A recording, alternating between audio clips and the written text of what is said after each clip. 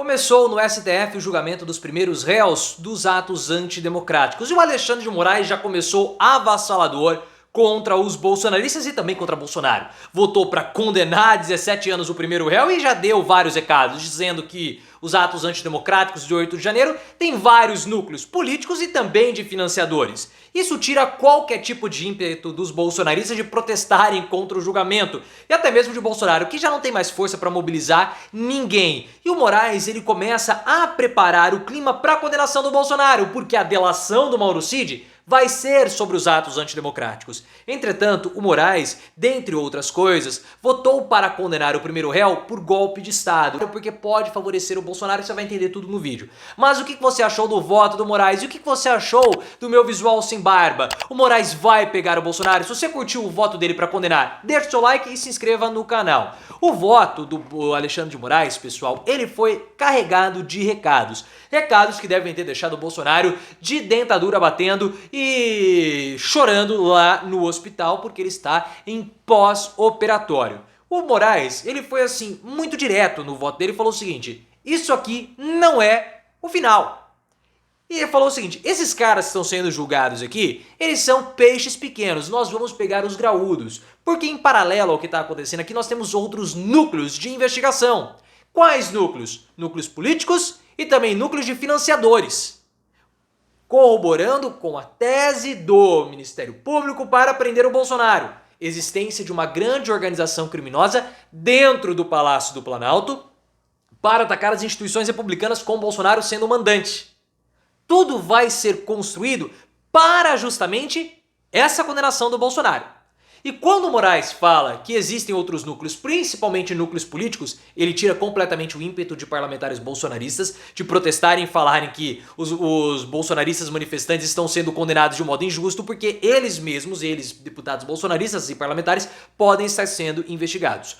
Dessa forma, com esse julgamento, tirando o ímpeto dos bolsonaristas, o Moraes prepara a prisão do Bolsonaro, porque a gente sabe que a delação do Mauro Cid vai ser justamente sobre os atos antidemocráticos. Então começa a ser criado um clima muito sinistro para o Bolsonaro, que vai levá-lo para a condenação, até porque o Bolsonaro já não tem mais forças para reagir. O Pablo Hortelado, em uma entrevista ao UOL, ele que escreve na Folha de São Paulo, é professor da própria Universidade de São Paulo, disse que o Bolsonaro está enfraquecido e ele não vai ter forças para reagir, para trazer os seus apoiadores bolsonaristas, o gado, como o gado era engajado até antes da derrota do Bolsonaro.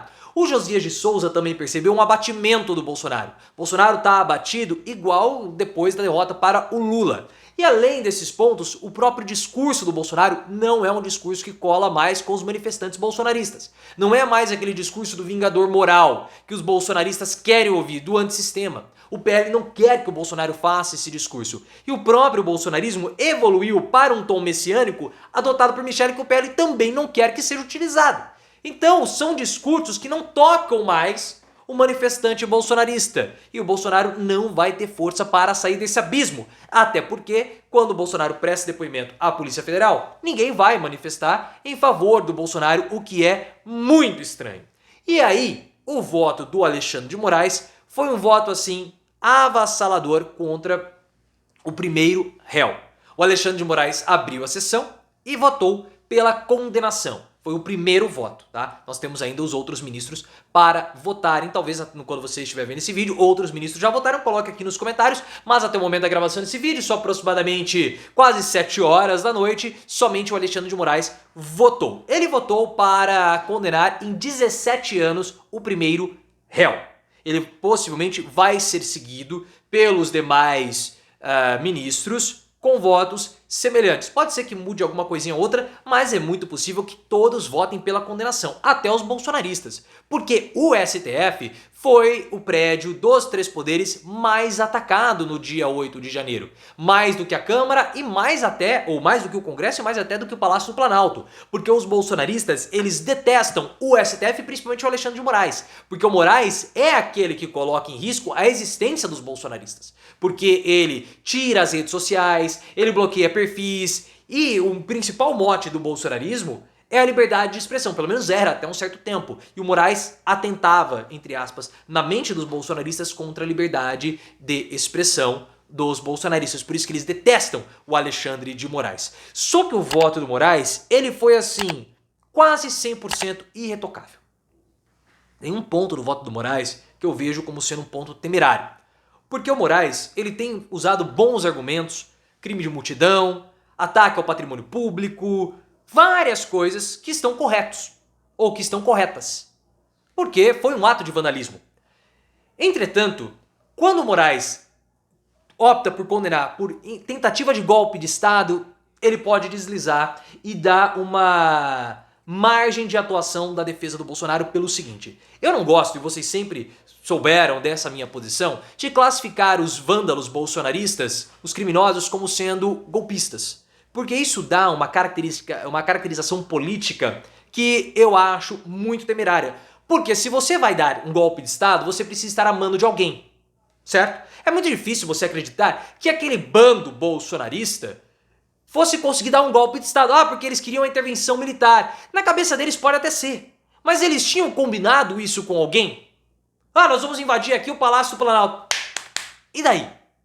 Ao caracterizar aqueles manifestantes ou aqueles vândalos como golpistas, o Moraes, ele vai ter que apontar um mandante. Ou é só vandalismo, depredação de patrimônio, ou é golpe de Estado. Se tem golpe de Estado, tem um mandante. Se não tiver o mandante, e aí a delação do Mauro Cid pode mostrar isso, algum general, algum militar, é temerário. O Moraes, no passado, ele errou numa condenação, que foi a condenação do Alan dos Santos. O Alan dos Santos, a forma como Alexandre de Moraes deu a sentença contra o gengivão para a prisão, abre a brecha, ou a margem de interpretação, que o gengivão é um prisioneiro político, um preso político. Por isso que está tão difícil extraditá-lo.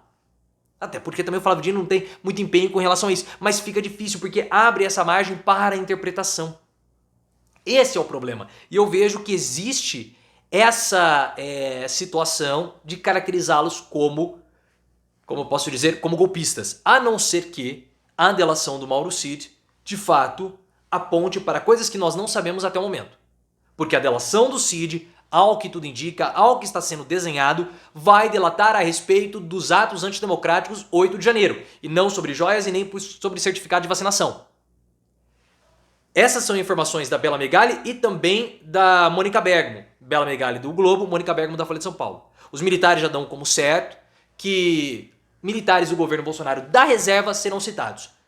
Walter Braga Neto, Eduardo Pazuello, Luiz Eduardo Ramos e também o Augusto Heleno. Eles serão citados na delação do Mauro Cid e também o Flávio Bolsonaro vai ser citado. Nessa delação do Cid pode ser que ele aponte algum mandante. Algum militar, algum coronel, algo do tipo. Então nós temos que esperar para ver como vai ser a delação do Mauro Cid, por isso que eu disse para você que está sendo criado todo esse clima para a delação do Cid em torno desse depoimento que eu acredito, ou desse julgamento que eu acredito que vai dominar o noticiário político nas próximas semanas, não vou nem dizer nos próximos dias. Os militares, segundo a Bela Megali, estão desesperados com essa delação do Cid. Porque apesar do Cid inicialmente só citar os militares da reserva do governo Bolsonaro, há uma força-tarefa dos militares para saber se eles foram citados ou não pelo Cid. Existe esse temor. Por que eles estão com medo? O que eles fizeram? Será que alguém articulou alguma coisa? Alguém falou alguma coisa?